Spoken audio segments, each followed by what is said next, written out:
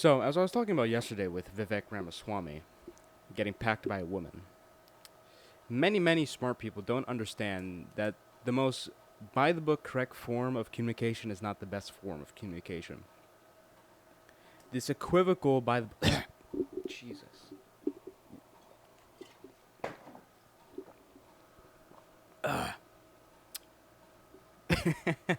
Anyways, this by the book communication is not usually the best form of communication. Now, this may confuse a lot of you because, like, well, it's by the book. I mean, it should be the best. No. Because the issue is speaking and specifically arguing in a strict by the book format, logically coherent, not using any fallacies at all, is that our brains don't think in the perfect format.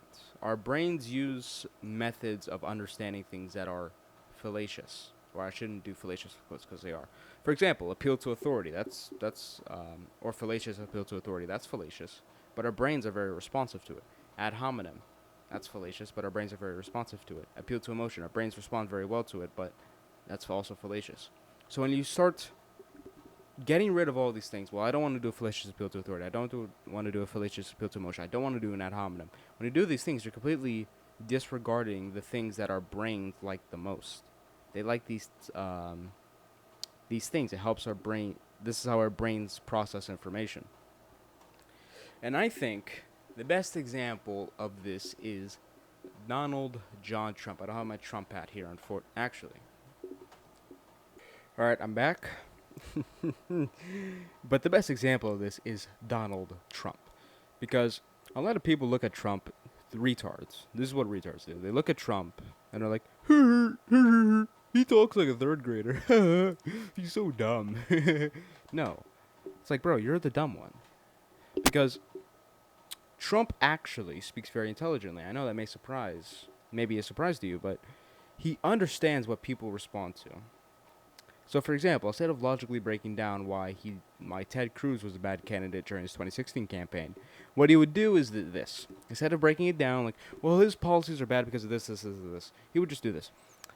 Lying Ted Cruz. He holds up the Bible and then he lies. And that worked. It worked. It worked great. Ted Cruz couldn't go anywhere without being called Lying Ted for a while. Because that's how our brains process information. It's easier, because the thing is, when you break down, for example, in this case, and in a lot of cases, to break something down logically, you need to get a bunch of things and try to condense it in a way that people understand. For example, like tax policy. Like, well, we're going to do a 15% tax. We're going to cut the Department of Education. We're going to cut the Department of Defense. We're going to give more money to welfare. We're going to, like, no one understands this. Like, it's numbers all over the place. It's like, what are you talking about? No one cares. No one understands what you're saying. Instead, you could just say, well, lying Ted Cruz holds up the Bible and then he lies. That's much easier for our brains to remember and repeat. It's much easier to repeat. Like, imagine repeating, and I don't want to keep using politics. Let's use something else. Let's say repeating. Let's say you wanted to convince someone that they should buy your lawnmower, okay? And instead of just having and this is something about sales that you should know. Let's say you have a massive list of what's good about the lawnmower, right? No one's going to remember the entire list. It's like, well, the lawnmower's good for this. You're going to forget by the third one. You're not going to remember the rest of it. Instead, and this you can see some company jingles, just one line that represents their brand or what they want to represent their brand. For example, McDonald's. Think about McDonald's jingle. It's not logically coherent. It's not logical. It's like, let's take, their jingle is, I'm loving it. Right, something like that. I think that's what it is. And if you really break that down, logically speaking, well, why do people love it? Well, what's good about McDonald's? That doesn't actually provide any reason to actually like McDonald's. This is incredibly terrible. I mean, you can't just say you're loving it. You have to logically support your argument. It's like, bro, I'm loving it. No one's gonna remember your argument, so no one cares. So Just understand this for how you communicate. Understand how the brain works. The brain is a very fallacious machine, okay? You have to understand that and you have to play by it. You can't just get mad at people going like, well, you're stupid. Why do you think in that way? No, bro. You have to play you have to play the game by its rules, okay? You can't change the rules. You can only play the game. So what does this mean for you? Should you just completely disregard philosophy? Should you disregard, logically speaking in general? Should you just get rid of it? No, you shouldn't. And this hat's way too small for me. I have to change the band.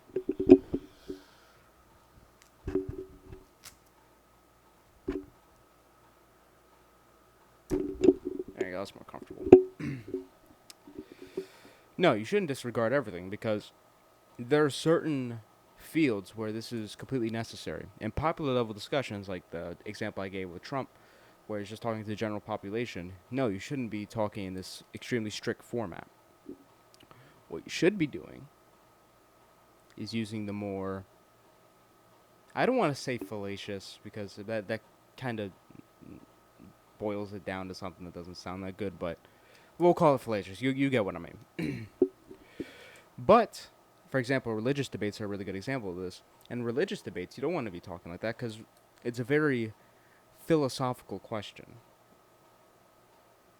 And to take it, to go at it in an unsophisticated manner is a very poor way of going about it. So, what you should do is you should use this logical reasoning, this logical thinking, these formats. Okay, let's avoid ad hominems, let's avoid this, avoid that. You should do that to make your decisions, but to articulate why you made that decision, or, to articulate the decision, try to convince someone else, you shouldn't use that same formatting because it's very hard to convince people using that.